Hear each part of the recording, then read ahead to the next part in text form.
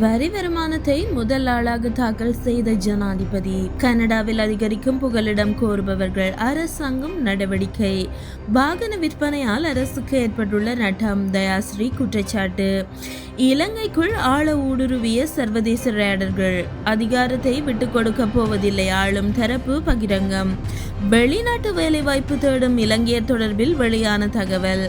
கொழும்பு யாழிடையே மீண்டும் விமான சேவை. நெருப்புடன் விளையாட வேண்டாம், அமெரிக்காவிற்கு சீனா கடும் எச்சரிக்கை.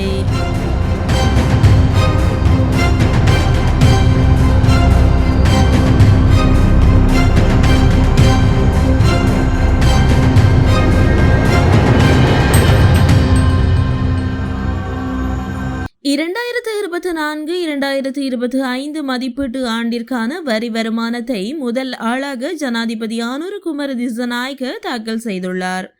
உள்நாட்டு இறைவரி திணைக்களத்தின் புதிய இணையதளம் மூலம் வரித்தளம் அதிகாரப்பூர்வமாக ஆரம்பித்து வைக்கப்பட்டது. இதன்போது ஜனாதிபதி அனுரகுமார திசாநாயக்க முதல் ஆளாக 2024-2025 மதிப்பீட்டு ஆண்டிற்கான வரி வருமானத்தை தாக்கல் செய்தார்.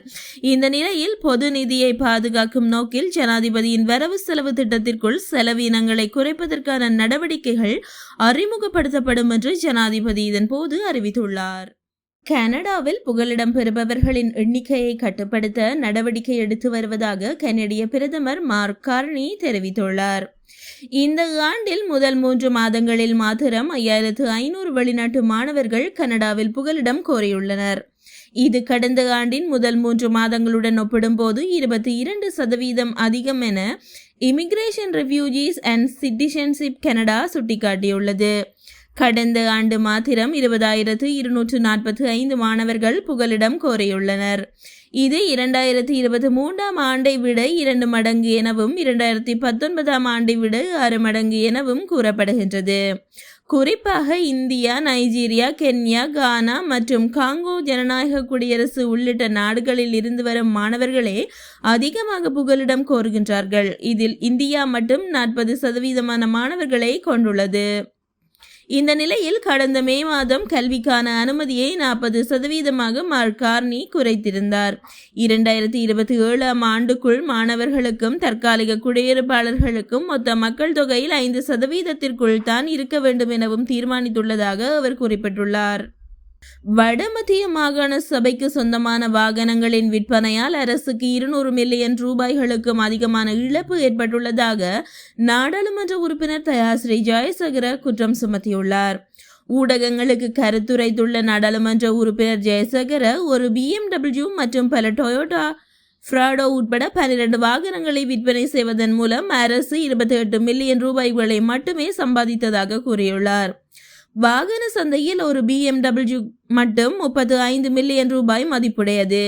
அதே நேரத்தில் ஒரு ஃப்ராடோ சந்தையில் 20.5 மில்லியன் மதிப்புடையது என்று அவர் சுட்டிக்காட்டியுள்ளார்.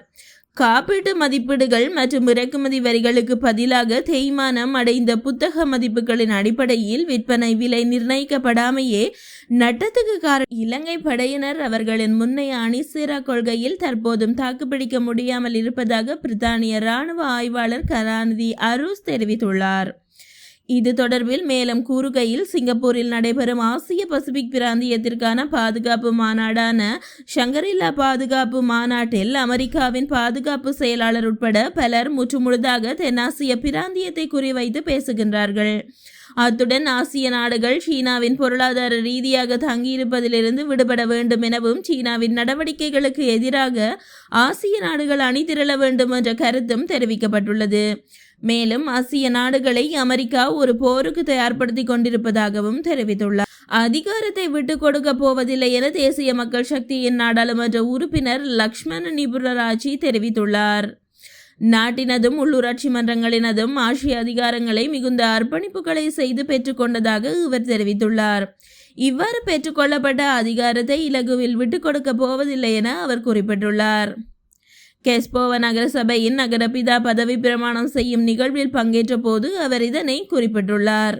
தற்பொழுது கெஸ்பாவ நகரசபையின் அதிகாரப்பூர்வ ஆட்சியை பொறுப்பேற்றுக் கொண்டதாகவும் ஜனாதிபதி நியமிக்கப்பட்டது முதல் அதிகாரப்பூர்வமற்ற வகையில் பணிகள் முன்னெடுக்கப்பட்டு வருவதாகவும் தெரிவித்துள்ளார்.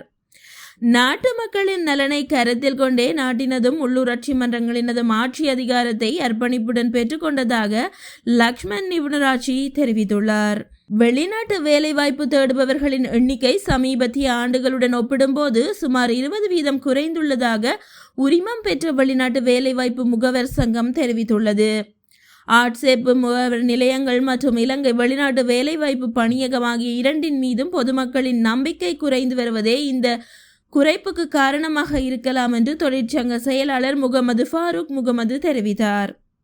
இது சமூக ஆர்வலர்கள் என்று கூறிக்கொள்ளும் ஒரு குழுவினரால் மேற்கொள்ளப்படும் பிரச்சாரமாகும். வெளிநாட்டு வேலைவாய்ப்பு துறையை சேதப்படுத்தும் சில பிரிவுகள் செயற்படுவதாக செயலாளர் கூறுகின்றார்.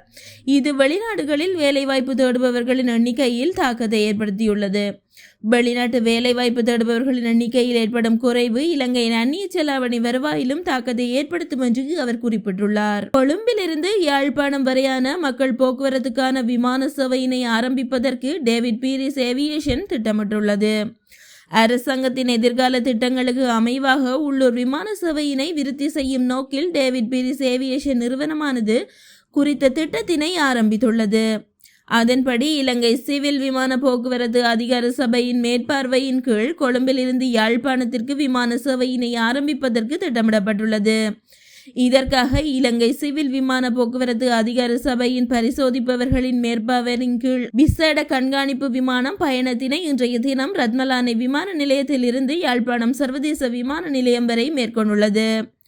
குறித்த விமானமானது யாழ்ப்பாணம் பலாலி விமான சேவை நிலையத்தை வந்தடைந்தமை குறிப்பிடத்தக்கது. தாய்வான் பிரச்சனையை சீனாவின் உள்நாட்டு விவகாரமாகும். அதில் அமெரிக்கா தலையிடுவது சரியல்ல. நெருப்புடன் அமெரிக்கா விளையாடக்கூடாது என்று சீனா அமெரிக்காவை எச்சரித்துள்ளது. சிங்கப்பூரில் நடைபெற்ற ஷங்கரில்லா உரையாடலில் அமெரிக்க பாதுகாப்பு செயலாளர் ஃபீட் ஹெக்ஷெத் ஆற்றிய உரைக்கு பதிலளிக்கும் வகையிலேயே சீனா இந்த எச்சரிக்கையை விடுத்துள்ளது. இந்த மாநாட்டில் உரையாற்றிய அமெரிக்க பாதுகாப்பு செயலாளர் ஆசிய வல்லரசு பிராந்தியத்திற்கு சீனா அச்சுறுத்தல் என்றும் ஆசியாவின் அதிகார சமநிலையை மாற்ற இராணுவ நடவடிக்கைக்கு நம்பகத்தன்மையுடன் தயாராகி வருவதாகவும் தாய்வான் மீது படையெடுப்பதற்கான ஒத்திகைகளை சீனா முன்னெடுப்பதாகவும் குறிப்பிட்டிருந்தார்.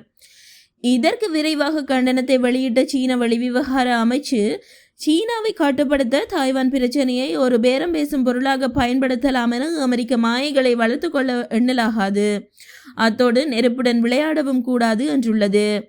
அமெரிக்க பாதுகாப்பு செயலாளர் அவதூறான குற்றச்சாட்டுகளால் சீனாவை இழிவுபடுத்தியுள்ளதாகவும் பனிப்போர் மனநிலையை ஊக்குவிப்பதாகவும் பீஜிங் குற்றம் சாட்டியுள்ளது.